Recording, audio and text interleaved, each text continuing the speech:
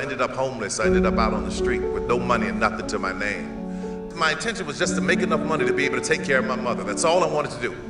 That was my goal. I had written my first play. It was called I Know I've Been Changed.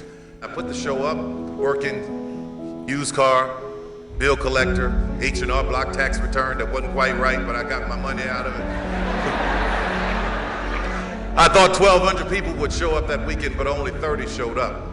My car payment, rent, everything was tied up in it. But I knew that that is what I was supposed to be doing. I knew that I was on a good foundation. When I was growing up, my father was a carpenter. He would take me to work with him. And in the summertime, you know, it was really hot, and I'd be out there with him, and he'd be building these houses. And the part that I hated most about this was when we had to put in the foundation. It was painstaking, you know, digging these holes. Then you had to tie the steel, and after all that work was done, you just poured concrete over it. And here's the thing, nobody ever saw it. All that work was done, and nobody ever saw it. No one ever cared about the foundation. The only time you hear someone talk about the foundation is when a house is falling apart. But when the foundation is done right, nobody mentions it. And when it's done right, it can carry the weight of anything that it was designed to hold. What you were building had to be strong enough to support the weight of whatever you could dream.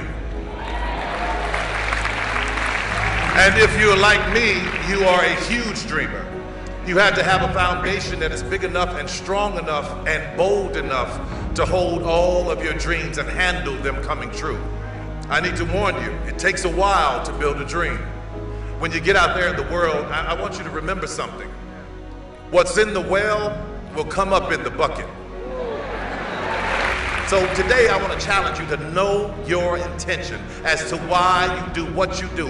And I promise you, if your intention is right, you will be successful. But let me warn you what will happen when you're successful, because I don't want you to get out there and get caught off guard. At first, you're going to be celebrated. But when your success surpasses what your peers expect of you, then you will become a target. So now that you have set your intention, now that you have your foundation, let's talk about how to stay on course when the attacks come.